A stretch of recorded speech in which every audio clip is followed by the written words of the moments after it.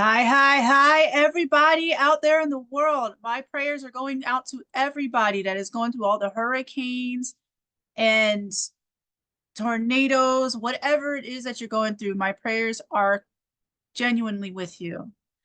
Today we have a broadcast with Steve Rubin. He is a writer, and we are going to find out exactly what he does.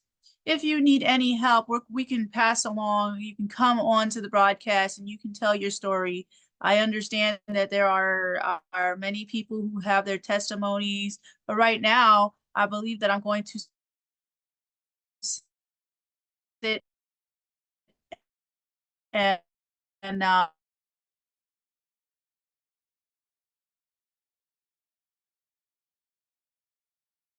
nots. Please come on. Um, and share your story. We would want to hear that, and then that way we can find help for you some way, how or some way or another. Okay. So we just want to hear from you. We want to hear from everybody who has a testimony, but those that are going through, we're going to ask you to actually come up if you are willing to and you are able to, whenever you can, even after this whole thing is over. But we want to get the word out as fast as possible. People are wanting to help. We just don't know how to help or where to send things, even whatever it is. So you can contact me at oilrunnersbroadservices@gmail.com. You can find me on TikTok. What I'm doing is placing the cash apps, chimes, whatever, the videos that actually are going through, that are showing your general sites, and put your cash app however we can help you, in that particular spot. I will duet, whatever it is. I will share your video, on my end, whatever it is. So if you could do that, if you are able to do that, please do that. Make a video on your TikTok so we can find you. Kristenall.love. Send it to my inbox. I will see it at least, and you can get it at least there. We're all trying to help. Okay. So let's get that done, and then share the word to be able to do that with other people. Just get your names and your we want to see where you're at. Make sure it's legit, whatever it is. We don't, because a lot of people want, to unfortunately, um make a false claim or whatever, and just take the money. We want to help you out. Okay. So with that being said, we are going to let Steve Rubin in. Okay, well, welcome, Mr. Rubin. How are you doing today? I'm doing great. I'm excited to be talking to Alaska. It's one of my favorite places to visit. I had a wonderful trip there on a cruise ship about 10 years ago and saw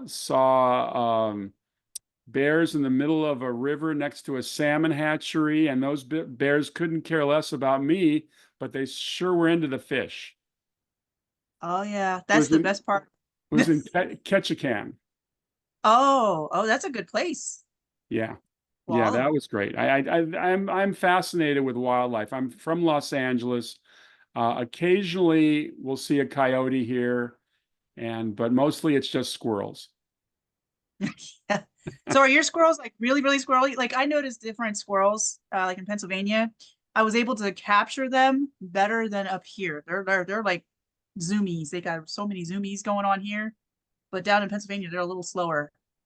Are they No, slower? there's no way I can catch a squirrel. But then again, I'm not 27 and spry anymore, but they're pretty quick. In fact, I was staring at one yesterday.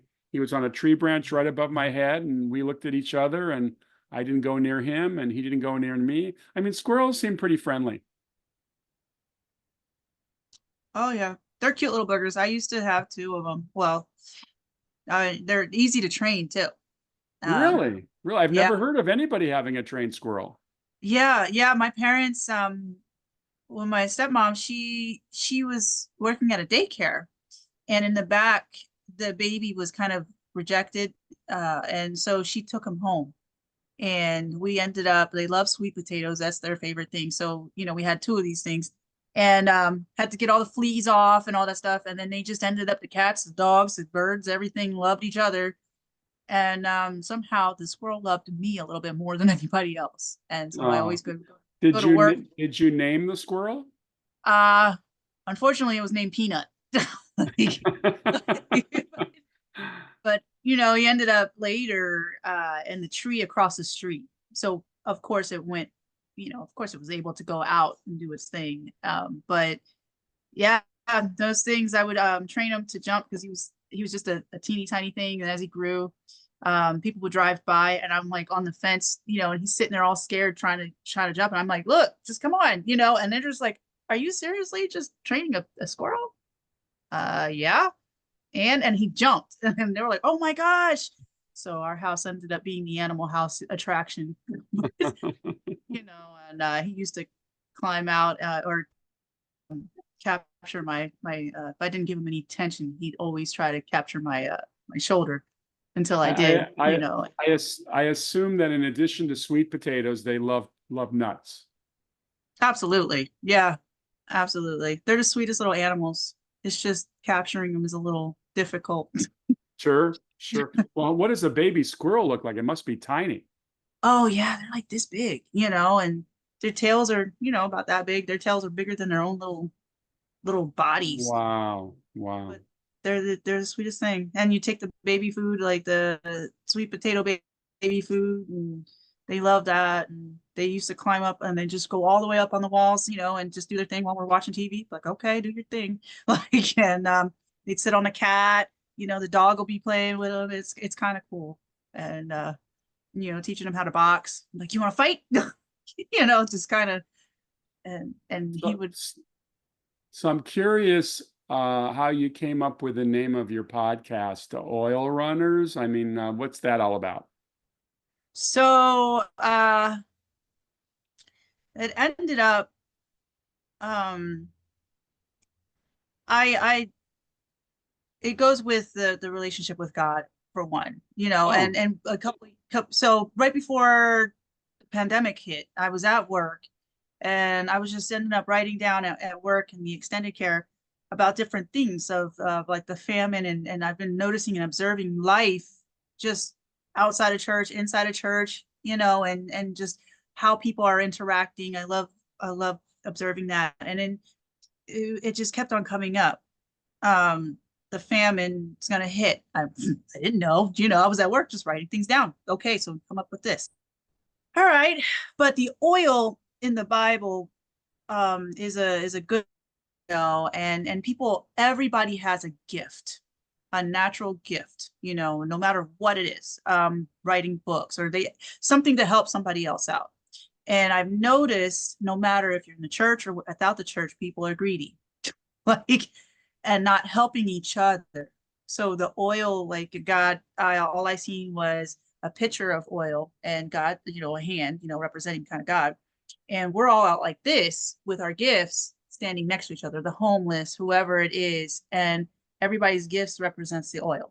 And it was falling to the ground and hitting the ground, and nothing is getting done to help another person out. There's always something where, a disaster happened. We are not helping each other or whatever. So, but the gifts are something that we have to help, so we're standing next to each other, and the oil keeps running as a river into each other's hands if we keep going. And so and it doesn't matter, like if you're homeless, you could still help out another person. oh, We're still sure, here with you. You know what I sure. mean? So it, Oh, it no. just keeps, and so the oil just keeps running, instead of, and he's just pouring the pitcher of oil, and it just keeps running from my hand to your hand to the next person's hand. Your own town may not help you, but somebody else will see the video or wherever we're at.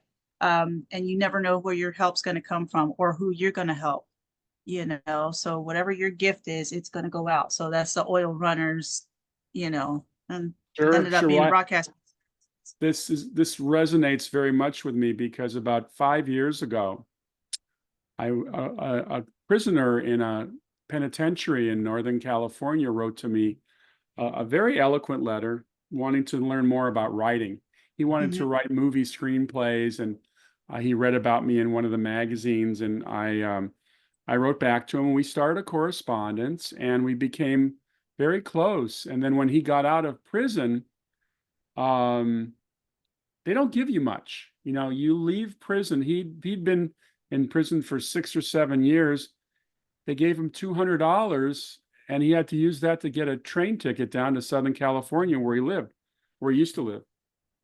So you can't live very long on $200. I mean, he had no family support. He had no support whatsoever.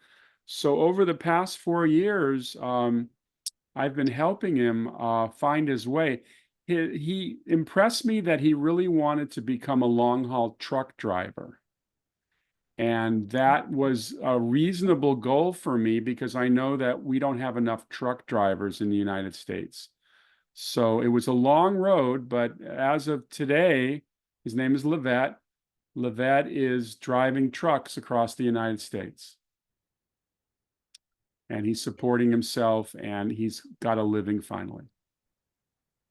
So I feel good that I was able to help him. And when there's a phrase in Hebrew, I think it's Hebrew mythology or literature, what it is, might be from the Bible. It says, if you could save one life, you can save the world. And I believe that. I think if you can help one person out, you're in a way, you're inspiring others, and it could start, a domino effect, people helping people. Yeah, I totally agree with that. And that's what I want to do, is to help people. Whether I get paid or not, I mean, we're all here to be able to help you. And that's awesome. I like that testimony about that, because it's very hard coming from the prison to even just Yeah. get a job at the grocery store. Like, you got that whole application. You Well, went to prison. even just finding a place to shelter you. I mean, he went through 4 different halfway houses and they weren't very good for him. And then he had a girlfriend, an old girlfriend from high school living in Las Vegas. So he went there for a while and she provided him shelter, but that relationship didn't work out. And there was there was some trauma, but eventually he found his route and he got offered a job and it's a victory. I'm hoping that other people will reach out to prisoners because I think that, and I'm not talking about the people who get arrested for murder and major violent crimes. I mean, I don't know about that world, but there are some people who get caught up in the system. I mean, Levette's been involved in institutional things since he was 5 years old. He had a crack addicted mother and no father. So no family support Wow. whatsoever. So this seems to be a common background for a lot of these young people. If somebody would give them a chance so that they don't become a lifelong prisoner, because as you know, most people who leave prison go back. Yep. It's pretty heavy. So yeah, no, it was a good feeling, and I'm hoping that he stays on the straight and narrow, and I think he's got a good start. Oh yeah. Yeah. That's awesome. That would be make a good book. Honestly, a good. Yeah, well, I've encouraged him to write it. He's got a story to tell. So that's one of the things that when things settle down, I'm hoping that he writes it. And I'm going to write a story shortly, hopefully that I can share my vision as well. Yeah. That, yeah. And man, that would really, that would make a good movie though, too. Yeah, That yeah. Who just, knows? Maybe we'll write it someday. Right now, I've been yeah. focusing on comedy writing. I find that in the Oh, movies, okay. comedies used to be very popular. And you don't see as much comedy anymore in the movies. I mean, occasionally there'll be something on TV, and TV still tries to make the situation comedies. But in the movies, I grew up on Woody Allen and Albert Brooks, and way back when on the TV reruns of the Marx Brothers and the Abbott and Costello and Laurel and Hardy and all that fun stuff. And at a time like today, when we could use a good laugh, there isn't enough good Hmm. comedy. So I've been hooking up with an old friend of mine. He's a comedy writer from television. His name is Billy Reback. And Billy wrote for the Tim Allen series, Home Improvement, for about 5 years. And Really? yeah, That was my favorite show. oh, well, Billy was one of the right. In fact, Billy came up with the title for the show. They were originally going to call the show Hammer Time. And Oh, okay. Billy informed the producers that MC Hammer might have a problem with that title. So he came up with the title Home Improvement. And that stuck, and obviously it was a hit, and you loved the show. He also wrote for a lot of the Disney Channel shows like Hannah Montana, Sweet Life of Zack and Cody, Wizards of Waverly Place. So we've teamed Right. up. We've been writing comedy now for about 5 years, and we're out there trying to sell it every day, and we're hopeful that we'll get a break. Yeah, I mean, gosh, you just named all the shows that everybody still loves to this day. It's like a nostalgic. Right now they're going trying to go back into that stuff. So I think honestly, that might be a good way to come back and bring that back in because all the Gen Xers, the boomers, they're just like, hey, and millennials. Like we need more Hannah Montana, like, or Right. you know what I mean? And that stuff. Like I've been seeing a lot of that, especially on Facebook, and people are making these parody, not is it parody? Just the little things that just that go with those. I'm like, oh my Well, gosh, the like I thing forgot is, about that stuff. Hollywood right now, for the most part, is all about remakes, prequels, sequels, and what they call branded entertainment. Part of the problem that Billy and I face is trying to sell an original, without pre-marketed material. The reason you see a lot of Marvel movies and Star Wars movies and all the reboots of Beverly Hills Cop and Bad Boys is that these are pre-marketed things that people immediately know what it is. And so they can Hmm. gauge how much to spend and how much to market. You give them an original, they've got to do some work. They've got to start spreading the word about this story, and that is challenging. So would you consider the remakes more of a lazy way of doing things in the movie world or doing all that stuff, or Well, from our point of view, it's very lazy. From their point of view, it's a smart business decision. At the end of the day, they've got to fill those theater seats with people who really want to go to the movies. And their statistics show that if you bring out Spider-Man 4 and you spend $200 million to make it and have a big, spectacular movie, odds are you're going to make a profit. mhm. Barbie last year was such a huge hit. I think it satisfied an audience that was starving for something that would appeal to young girls. Because with all the Marvel movies and all the science fiction movies, which seem a little bit oriented more toward the boys, there wasn't a lot for young girls to see with their mothers. So Barbie comes along and was a spectacular hit.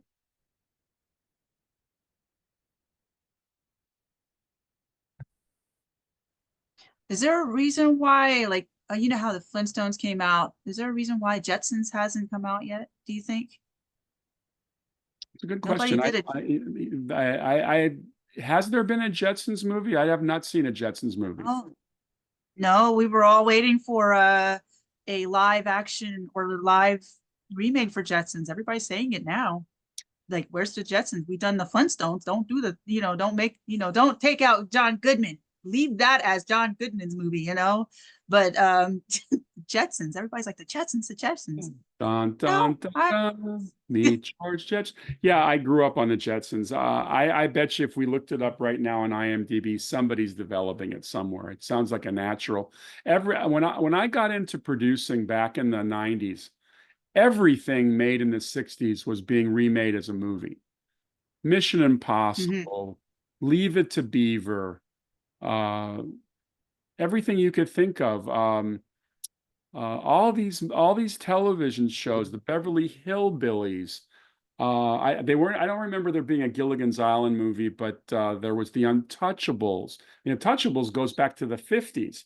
I mean, this was the first evidence of branding movies based on original intellectual property. So that compelled me to get my hand in the mix. So I went out. The first book I had ever written, by the way, was called Combat Films, American Realism, 1945 to 1970. Rather than go to film school, I started interviewing filmmakers who made the great war pictures of the 40s, 50s, 60s, and 70s. So one of the guys I interviewed was a guy named Robert Pyrosh. Now, Robert Pyrosh won an Oscar for writing in 1949 for a movie called Battleground, which was a big movie about the Battle of the Bulge and the defense of Bastogne by the 101st Airborne Division. So I got to know Robert very well, and Robert created a TV series in the 1960s called Combat. Now, Combat was kind of like Saving Private Ryan every week on ABC. It was a very Okay. popular show. It ran for 5 years into the Vietnam War. And so we got the rights. I kind of piggybacked on his reputation as the creator of the show, and we got the movie rights, but it was the wrong timing. There wasn't a lot of interest in World War II at that time, but and this is like 89, 90, 91. But 4 years later, it had changed. There was interest, and we were able to set it up. And for a brief period, I had a front page story in Variety. We had Bruce Willis that was going to play the Sergeant Saunders character. It was really heady for me. It was very exciting, my first movie deal. But the company we made a deal with went out of business, and they sold their rights to Paramount. And Paramount had a visit from Steven Spielberg and Tom Hanks with a movie, Saving Private Ryan. So unfortunately, we lost that sweepstakes. And but I got interested in producing at that time, and I've been interested in producing ever since. I've produced 3 originals, features, and 2 feature documentaries. That's awesome. Meanwhile, I'm still on Zoom trying to make it. Hey, listen, you got to start somewhere, and you're young. I mean, I'm a boomer. It just shows you how old I am. Yeah, I mean, like the journalism, I'm so into the journalistic pieces. I've been wanting to do and I have permission. I have people that I can like record and all that stuff. I have most of the equipment, but I want to showcase the natives, and hear the stories and do something about that. And then I have like Rod Perry that I did a Rod Pioneer in, I just met him and he's willing to do, but I was like, I want to do something, film worthy as well. But so I'm just like, this is so much, but Zoom it is. Well, listen, as experienced as I have been in the trenches, it's still very difficult to get things going. People say, just go do it yourself. Don't stand in line at Amazon waiting for them to anoint you as their next film producer. Just go out and make something. Make something that you can shoot with, practically an iPhone. I mean, the fact of the matter is getting a good sound person and getting a decent camera and some actors, you can do things. I mean, I'm not saying you're going to make a spectacular film the first time out, but if you do something small, especially if it's on a subject that isn't well covered, you're talking about doing stories on indigenous people. Yeah, I mean, the getting their stories, because their stories need to be heard.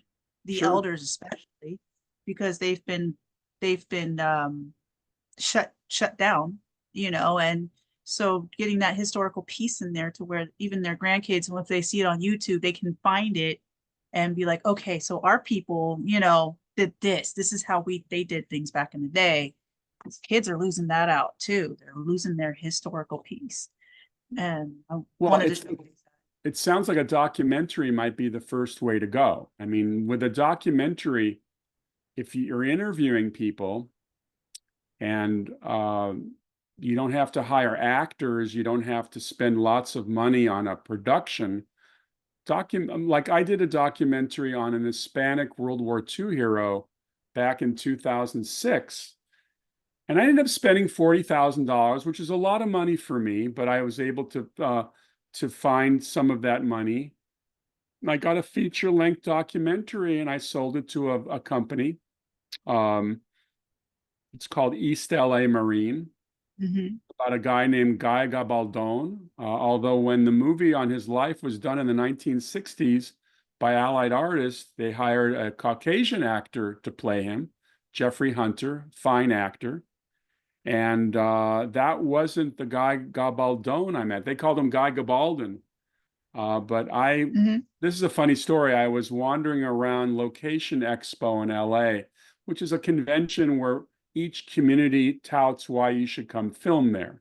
I'm sure the Alaskan Film Commission probably had a booth, the Hawaiian Film Commission, the New York Film Commission, all these commissions. So I'm wandering around and there's a booth called the Northern Mariana Islands Film Commission.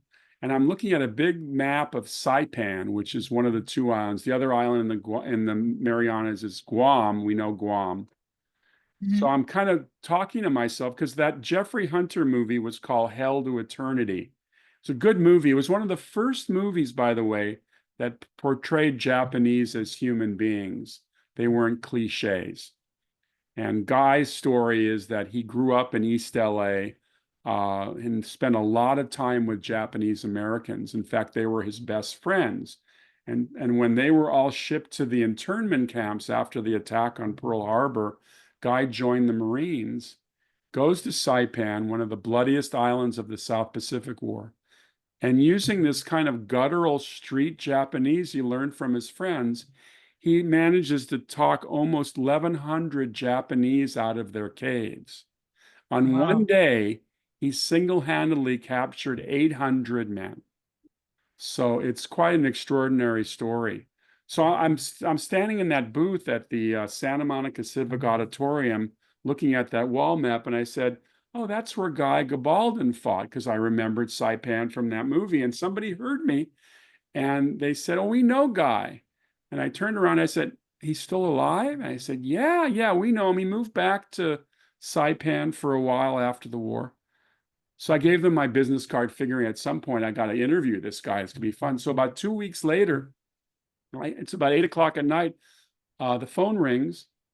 It's Guy Gabaldon calling me, and he's very apologetic Wow. about calling me so late at night. I said, "Guy, it's like hearing from Davy Crockett." And we Right. became it was great. So we became very friendly, and I decided to do a documentary film about his life and the real guy and what he was all about. Because the movie is a great movie, by the way. As I mentioned, it's called Hell to Eternity. You can probably find it on Prime. But his story, I mean, Jeffrey Hunter in the movie is like 6'1" or 6'2". Guy was 5'3 3/4". He was a little guy. And he didn't like to fire the M1 Garand rifle because it was so heavy. So he picked up a carbine and carried the carbine. He told me, though, that the M1 carbine was one of the worst weapons that anybody ever carried because it had no stopping power. So they were facing these Japanese suicide kamikaze, or I should say banzai charges. And he'd have to fire like 8 bullets into somebody before they go down. It was kind of scary. But he was a real character. But that was there was a case with me wanting to make a film about Guy, and there was no way I was going to raise $10 million to do a big blown feature film. But for a documentary, I was able to get it done for about 40,000. And you might be able to get your documentary done for a lot less. It's called, it's called asking for favors, people helping you out with this, and that. And if it's on an important subject that hasn't been talked about, you might also be able to get some foundation grants, because there are foundations that provide money to filmmakers who want to make stories about people who aren't talked about enough. Wow. Okay. Thank you. That's it's been on my heart. So, There you go. So in addition to being a podcaster, you can become a filmmaker, and it starts with that first step. yep. Yeah, absolutely. I do photography as well. So I'm just like, oh, okay, well, we'll just figure out what this equipment actually does. So Sure. but yeah. So the books that you wrote, uh, Okay. Well, the uh first book we got to was talk the about is Twilight. Twilight Zone. James. Let's talk about James Bond. Everybody loves Bond. Um, I have been involved with James Bond for decades.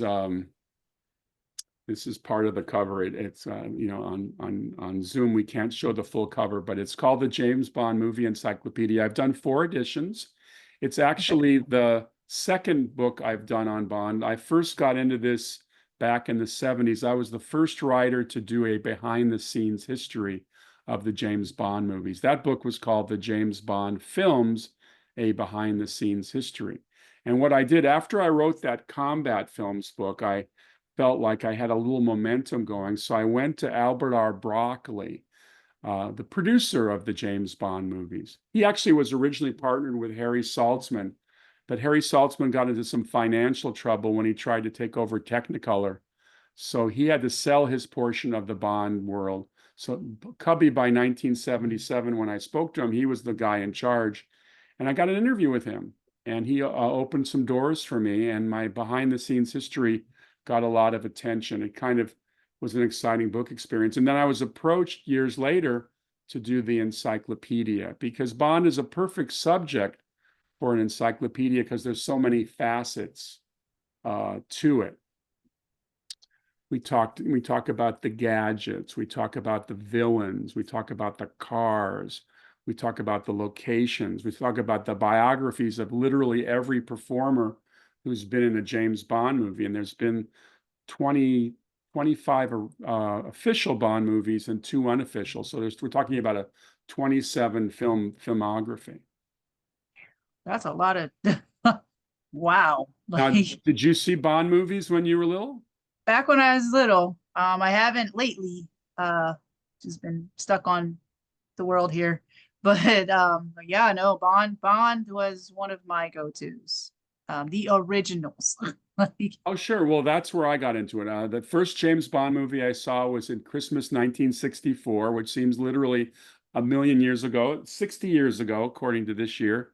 I saw Goldfinger at the Grauman's Chinese Theater in Hollywood. And what was wow. cool about seeing Goldfinger is I had just read the book. Mm, So it was kind of unique. Let's see, I was 12, and the idea of seeing a movie, I'd read the book, was kind of new to me. Although I'd done it the previous year, I saw a movie called The Great Escape with Steve McQueen and Charles Bronson, you know, about prisoners escaping from a World War II prison camp. I'd read that book yeah. too. Both books, by the way, I think my dad brought home from one of his business trips. So I was into it. And in Bond, I mean, Christmas 64, when Goldfinger comes out, it was a phenomenon. I mean, the first 2 James Bond movies, Dr. No and From Russia with Love, were not distributed with as much fanfare early on. So I didn't see those first 2 films. In fact, I didn't know anything about them. But when Goldfinger makes a pile of money that Christmas, they re-released those first 2 James Bond movies. And I went to see them and I said, oh my God, these are great. So, I mean, Sean Connery was a fairly new actor to Hollywood audiences, and he was a terrific James Bond.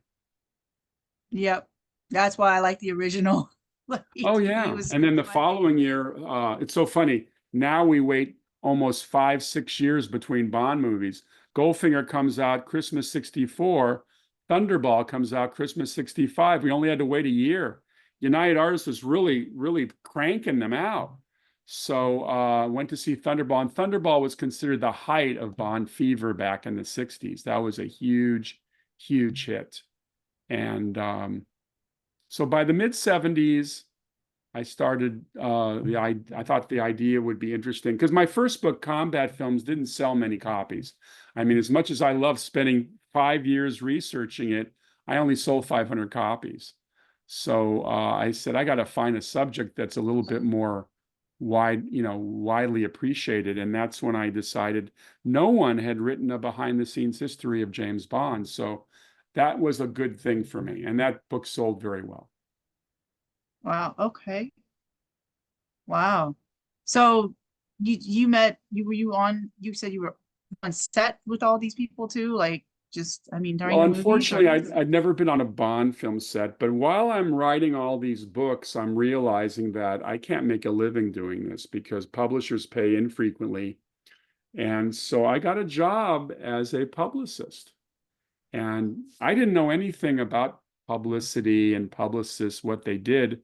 but I did find out that they need good writers because a lot of the things a publicist does is write about their subjects. And I discovered a job in Hollywood called unit publicist.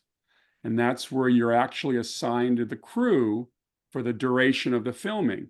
You're the primary PR liaison. So if Entertainment Tonight wants to send a camera crew out to film on behind the scenes, you have to coordinate all that and you have to babysit the crew. You have to work with the still photographer to take the key shots of the filming. You've got to work with the videographers who are shooting the electronic press kits. And then any journalist that comes to the set to interview people, you have to be the primary liaison. So I gradually began to understand that this was a job I should go for. And I got my first gig in the fall of 1981. I worked on a thriller called Endangered Species, which was starring Robert Urich and Jo Beth Williams. Mhm. Interesting story. There was a phenomenon going on in the Southwest at that time called cattle mutilation, which sounds kind of disgusting, but they were finding cattle on the prairie that had been, all of their insides had been cleaned out, but there were no tracks around these cattle. So all these wild theories came about that UFOs were taking the cattle and doing experimentation on them, or satanic blood cults were stealing these cattle.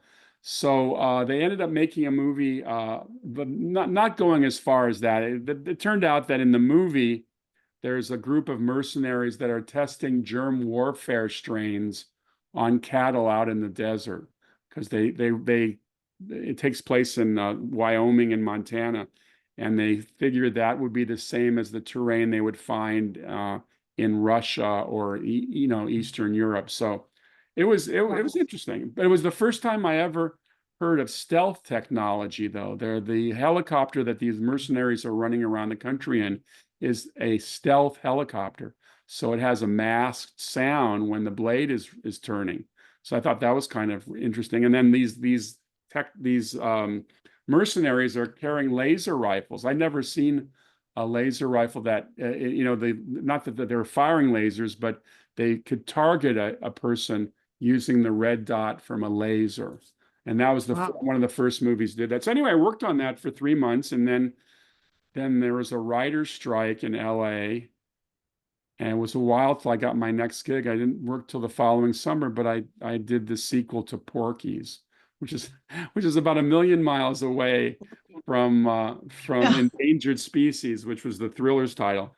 Porky's was a teen comedy, a raunchy teen comedy. Yeah. I remember Porky's. And then I guess the highlight of that period for me is I worked for John Hughes on Pretty in Pink, Oh, which, really? yeah, which was a lot Okay. of fun. That's shot in LA, one of the rare films I got to work on in LA because I was always leaving town. And that was fun. That was Molly Ringwald. And Molly Ringwald and I had worked together previously on a science fiction film called Space Hunter Adventures in the Forbidden Zone, which was kind of a ripoff of Road Warrior.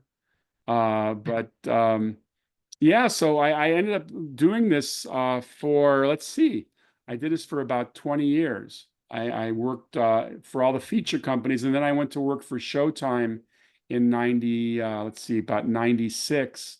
I spent 10 years with Showtime. Wow.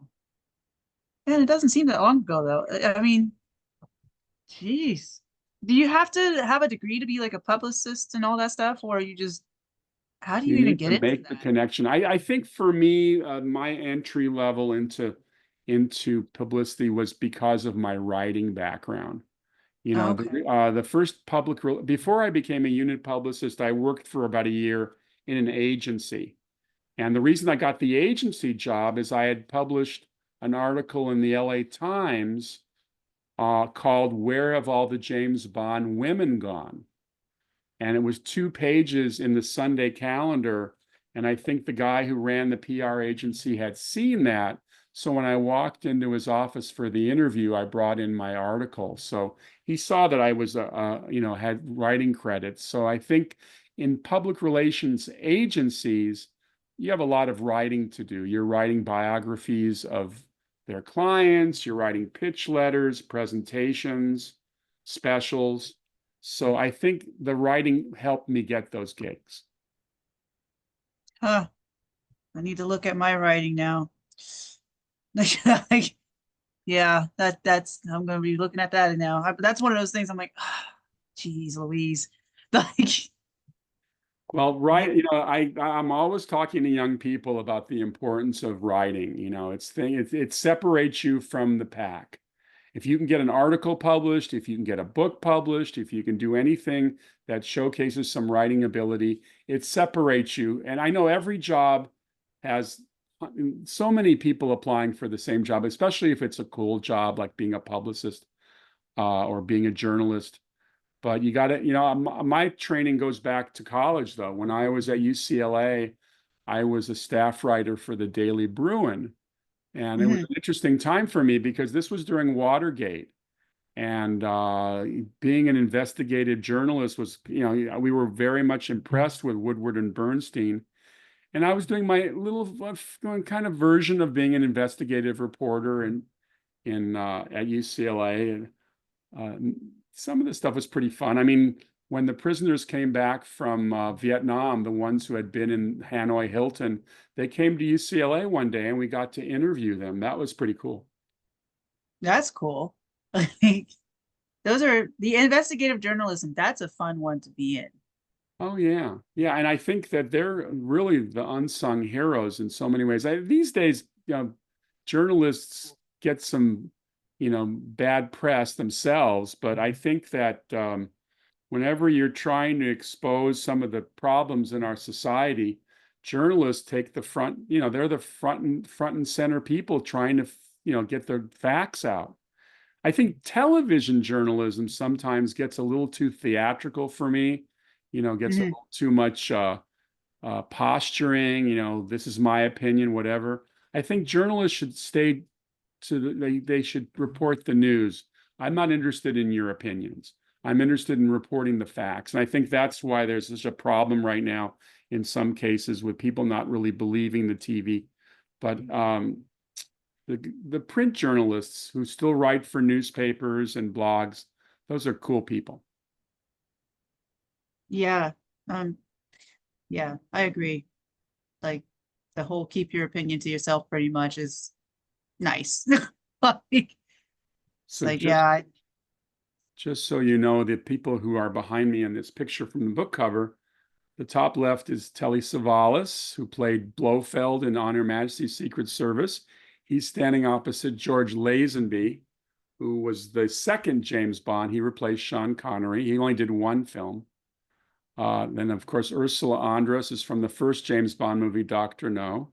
And then down here, we've got Pierce Brosnan, who I thought was a terrific James Bond. And then a little in the corner, kind of looking kind of mysterious, is Daniel Craig. And Daniel Craig, I think, has been a wonderful James Bond in the films he's done. nice. So do you know all of those people? No, no. No? I've Eh, the only person I've interviewed of those is George Lazenby, who I've interviewed on a number of different occasions. I think that in doing my Bond books, I was really more focused because if you want to get an interview with Sean Connery, there's dozens of interviews where he answers all the questions anyway. But I was interested in the writers, who wrote James Bond, the producers who produced James Bond, the directors, special effects people, stunt people. One of my favorite interviews was with John Steers, who tricked out the Aston Martin car in Goldfinger, gave it all those defense mechanisms, as Q refers to them as, you know, right. let's see, what does he say? He says, um, revolving license plates, valid all countries. And here's a cute little device. It's called a Homer, and you attach it to the car, and you pick up the audio visual signal on your dashboard. Range 150 miles. Now that was 1964, and he was basically talking about GPS. but nobody knew anything about GPS at that time. So this is long before it was invented, yet the James Bond movies was already indicating, how you could follow an enemy car using GPS. So that was pretty cool. And then you have right and left front wing machine guns, uh, all sorts of things, oil slick, that car. I'll tell you, when you're a 12-year-old boy and you see that Aston Martin car in action in Goldfinger, how could it not just blow you away?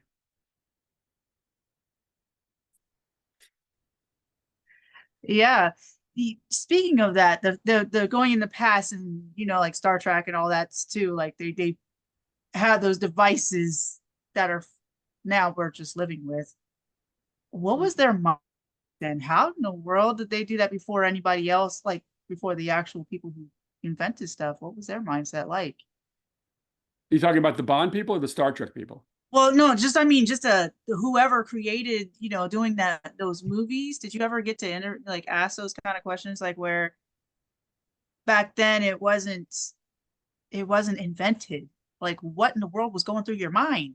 And Well, now it's invented by somebody else, but like Well, they Harry Saltzman, who was Cubby Broccoli's partner, Harry Saltzman was always reading these books, these magazines like Popular Mechanics, Popular Science.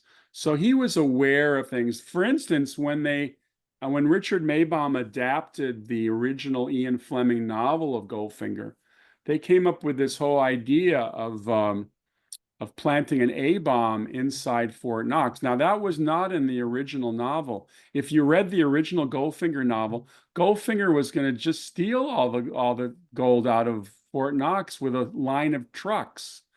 And Mhm. they came up with they thought that was kind of a logistical nightmare of trying to get rid of all these, have to drive all these trucks in. So they came up with a simple idea that Goldfinger is partnered with the Red Chinese, and they're going to plant a nuclear device inside Fort Knox and blow it up.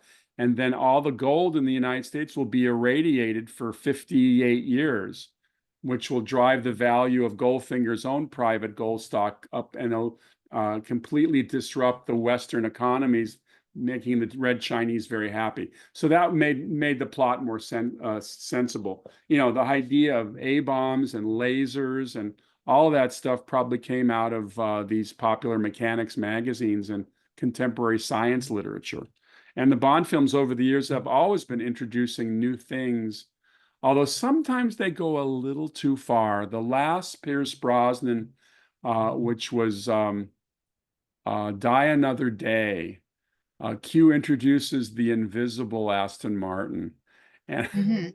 I think we all thought that was kind of ridiculous. It was done with mirrors or something and made the car, basically invisible to the naked eye. And I thought that was silly. And a lot of the Bond fans didn't like that. Wow. Yeah. Okay. So Oh let's man. look at the cover of my other encyclopedia, because after doing Bond all the years, I was trying to look for something different. So I came up with the idea of doing the Twilight Zone encyclopedia. And this was a lot of fun. I mean, there had been other books on the Twilight Zone, but no one had really done an A to Z featuring all those wonderful performers that were on Hmm. that show. I mean, The Twilight Zone ran for 5 years between 1959 and 1964. It was produced by Rod Serling, one of the great writers of American entertainment, probably the most famous television writer in history. And he wrote 92 of the 156 episodes. So that show bore his imprint, and everybody was into the Twilight Zone. Now, I got to ask you, because you are not a boomer, did you discover the show at all? Have you ever seen a Twilight Zone episode? Sorta. Yeah.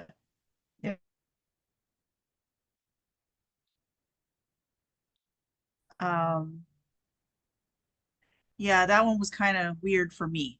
Uh, Well, I you're just not the couldn't. only one. When I was 8 years old, I wandered into the living room. My parents were watching an episode of The Twilight Zone called The Silence. And it's about this private club where this one older member does not like the other guy talking so much. He's like a motor mouth. I think he sells insurance or something. So he bets the guy $500,000 that he cannot refrain from speaking for a whole year. And they're going to put him in a Mm. glass apartment in the basement of this private club and monitor him 24/7. So as an 8-year-old, I watched about 10 minutes of that, and it really freaked me out. The idea of not being able to speak for a whole year was too traumatic. So I didn't watch that show, and I didn't watch anything else on the Twilight Zone because it was too weird for me. Yeah, yeah.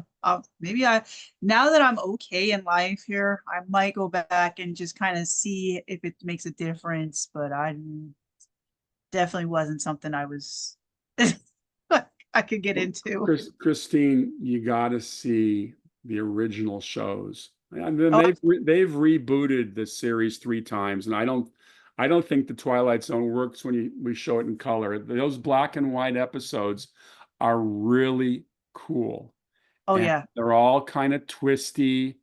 Rod Serling kind of patterned them on the old short stories of O. Henry, and they're just really interesting shows. That the idea to let your imagination go and have no limits on it really has inspired me as a writer over the years, because in our screenwriting we don't put any shackles on our imagination, and that's what Rod Serling was all about. He just had the most wonderful imagination, and he had trouble with live television at that time because they wouldn't let him do his morality stories about the human condition without, parameters that didn't work. I mean, he literally was told by an executive at CBS about the story of Emmett Till, who I think you probably know who that is. Emmett Till was a young black man in the South who whistled at a white woman and was literally killed for that reason. And they told him, Yeah. well, you can tell the Emmett Till story, but you got to make him a Mexican. I mean, What? that's the kind of stupidity that was prevalent in Hollywood in the late 50s. So Rod got tired of that. He decided to create a science fiction series, which had elements of fantasy and horror as well. And he disguised his morality tales in science fiction. So he could talk about racism, he could talk about anti-Semitism, he could talk about Vietnam, he could talk about child endangerment and violence. And it was really effective, very effective. Wow. That wow. I'm still stuck on that Mexican. You got to make him a What? Like, Yeah, they obviously didn't want to stir up any trouble with the black audiences or the South. There's a whole thing back in the 50s that you didn't want to piss off people in the South. And there was still a great deal of racism there. And so there were, they had to adhere to that. And television at that time was all about satisfying the sponsors. This has been brought out over the years that the sponsors had too much control over television. They could tell you, like, for instance, they didn't want to talk about the Holocaust because they wanted to sell their toilet paper, and they didn't want a person to tune into a show telling them about something so despicable. But Rod Serling, when he made his deal, because Rod Serling came out of live television, he had won 3 Emmys as a writer, so he could write his own deal, and he got complete control over the show. So he could wow. do things on the Twilight Zone he couldn't normally do, or anybody could normally do. They had no control over the stories he would write. So that's why he was able to tackle a lot of these issues. And he was very effective. He died much too young, though. He was only 50 when he passed away in 1975. I think he had some heart issues. He also smoked too much. It was very seldom you would ever see Rod Serling without a cigarette in his hand. And that eventually killed him. So that kind of thing. And then Wow. the latest book I'm very proud of. It was my first children's book. And I wrote it with my friend David Miller. And that is called The Cat Who Lived with Anne Frank. And I'm sorry you can't see the cat's head there on this picture, but that is Mushi. And Mushi was a real cat. Most of your listeners and your viewers probably have heard of Anne Frank, and Absolutely. she lived in that attic for 2 years in hiding. And her mate, Peter Van Pels, not her mate, but the kid who was with the other family, brought his cat with him. His name was Mushi. And I have a little hobby. This goes back to high school, where I tape full-length movies on audio and I play them in various forms, either in the car or in the bathroom when I'm shaving in the morning or whatever. And one day I was listening to this movie, The Diary of Anne Frank, which was from 1959. It was directed by George Stevens. It's a famous movie. And Mhm. there's a scene in the movie where the workmen are about to come to the factory underneath, where that's when everybody has to stay still. They can't walk to create creaky boards, whatever. And Mushi starts running around. So the kids are chasing Mushi around. And it dawned on me, what did the cat think of this weird situation where people never go outside and 12 hours a day they have to remain completely still? So I called David up. I said, David, what do you think of a book called The Cat Who Lived with Anne Frank? And he loved the idea. And we eventually were able to sell it to Penguin. And it's available on Amazon. And we've actually adapted it into an animated screenplay. The book is Anne's story from the cat's point of view, but the movie would be a story, an action adventure story where Mushi leaves the attic every day and joins the Dutch animal resistance against the Nazis. So in our movie idea, the bad guys are the German Shepherds, the Rottweilers, and the Dobermans that patrol the canals. Nice. Oh, So I can't anyway, wait for that. yeah, so that's we're out there trying to sell that as we speak, and it's a great story. And we did a lot of research. I went over to Amsterdam, as did David, and we learned some interesting things. There was a movie out recently about the hiding of Jews at a zoo, and Mhm. I think it's called The Zookeeper's Wife. I think that's it. But we found that the same thing happened in Amsterdam, that in the above the tiger cages, the wild animal cages at the Amsterdam Zoo, they hid hundreds of Jews and they survived the war. It was crazy. Wow. That had to be crazy just to be over above a tiger's, being that close and then having to be still and whatever they had to do just to stay away from dying. You're Oh gonna die yeah. one way or Yeah. another. Like, but I mean, the Nazis kept the zoo open as a entertainment for their local soldiers and police officers, and they were right under their nose, but they managed to survive. So that was cool. We learned that, and of course in the book we see Mushi seeing that, and then we also learn about this resistance leader who helped rescue these children from the theater transit center, because the Jews were being moved out of Amsterdam. They had to stop at this theater, and then the babies were kind of rescued out of there into an orphanage across the street and then taken out into the countryside where they survived. wow. So it was pretty interesting stuff. And I just came back from Amsterdam. I was there this May, and Oh, the how was book that? it was fun. The book selling in the store, and the owner of the manager of the bookstore took me on a little excursion into the backyard. Now, nobody who visits the Anne Frank house in Amsterdam gets into the backyard. It's kind of off limits, but he took me there. And that's where the chestnut tree used to stand, which Mushi would climb down to get out of the attic because he would leave the attic. So that was Okay. pretty cool. That was pretty cool. Wow. So what happened to the tree? Did it just die or they took It it? died, but they took saplings and they're now in places all over the world. I was in South Carolina earlier this year, and they've planted one at the University of South Carolina. There's an Anne Frank center there, which talks about this story. And so the saplings have survived. That, wow.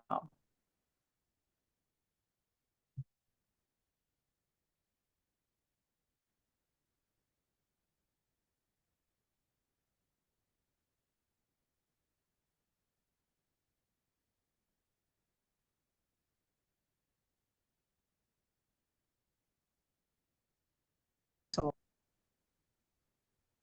Oh, you're unfrozen. Oh, good. Yeah, you were frozen for a second. Sorry about that.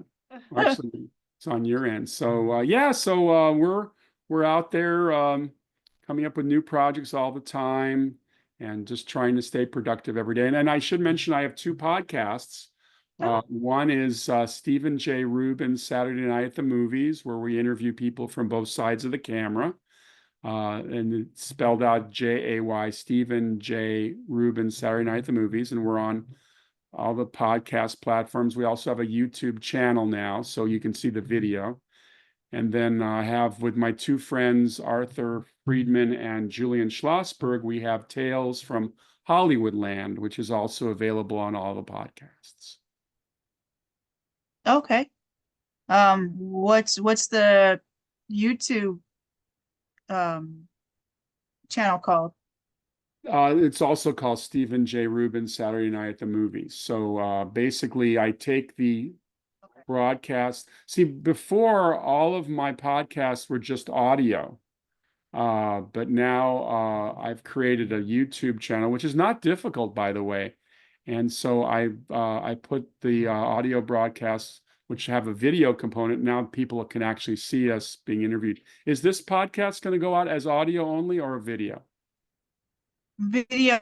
And then I've just recently learned how to do little snippets. So I was like, oh yay, less editing for me. But just learning. It's a lot of work. Um, but yeah, doing little snippets. So as time goes on, it's gonna get better and better and better. But it does go on YouTube. Trying to figure out it does record for audio too. I guess Zoom gives me the transcript and the audio only, or um the with like what we are now with the video and everything. Yeah, Cool. it's Very, very cool. Yeah, I mean, everybody has a podcast now. It's kind of like having a business card. You know, if you're doing anything right. creative, you got to have a podcast. And so I'm having fun. This has restored my interest in the behind the scenes history of Hollywood that stemmed from going all the way back to when I first started writing about the business. So I'm enjoying it. It's a lot of fun. Yeah, yeah. It's been a quite an interesting journey, that's for sure. Get, you know, a cat. Like, but yeah. Definitely we'll be putting this on YouTube. I always do the originals and making sure that the original, I always believe in where people can find everything that's said, whether it's, negative, positive, whatever. But you can always find the original video, and then whatever snippets you find, I always say go to the original video if you want the rest of it. But Well, you know what we're doing? We're providing a service to humanity. We're preserving these interviews, and they'll be always there, yep. which is great. I mean, there's so much out there to cover, so many people to talk to. There's never going to be a lack of subjects for, to get interested in. This has been fun. Yeah. Yeah, absolutely. I'm enjoying meeting people. I love it. When I started a couple years ago, I was just like, what? You want me to do what? I like people, but I like being in my house or in the mountains or something by myself. I like the bears, the tigers, and whatever. I'll go out there and talk, but I'm like, oh, okay, well, all right, but the people need to hear about, people who had cancer or divorce or something. We started off with we definitely talk about God, definitely, whoever wants to come on can come on, you know. We just keep it Sure. easy going and talking about the subjects that you want to talk about. It's not my time, people may need to talk and or whatever it is, and people need to hear whatever it is that they need to hear. And I mean, like you were talking about the writing, somebody may need it to, I mean, I definitely needed it, but the how to's or something, how we look up things. How do you do this? How do you fix a car? Just something might happen. Like, Yeah, think of the availability of information we have today compared to previous generations. I mean, literally, your phone is a magic lamp. I yep, mean, I mean, now you can ask Siri any question and you'll get an answer. And then with this AI technology, it makes the blank page, a lot of writers, when they first start out, they complain that they're staring at this blank page. And what has happened, and I tested this out recently, there's this program called Chat GPT. You've probably heard about it.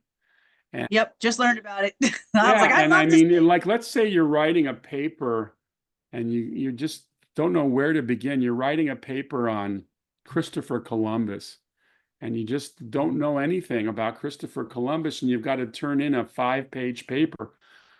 Well, and now I'm not encouraging plagiarizing and stealing somebody else's writing, but the Chat GPT can at least get you started so that you have some material to Yep. look at, and then you can jump on it, because a lot of times you just stare and you don't know how to start the story. And then Chat GPT and these other AI programs give you the opportunity to start getting your thoughts together, and you have copy on the page that you can start to put in your own words and etc. And I think it's very helpful for the Anne Frank cat book. One of the local middle schools wanted us to come out and do a presentation, but they wanted a study guide first. And so I typed in ChatGPT, which is a free program, everybody. I mean, anybody can do this. It doesn't cost you a dime. I typed in The Cat Who Lived with Anne Frank, children's book, story guide, middle grade readers. And would you believe it generated a 5-page document, and I had to do very little editing of it. I was astounded. I sat there and I said, Yeah. "Ooh, how did it know that?" But it pulled, I mean, the internet, there's trillions of bits of material. And I guess the programs are now so sophisticated, they can pull everything.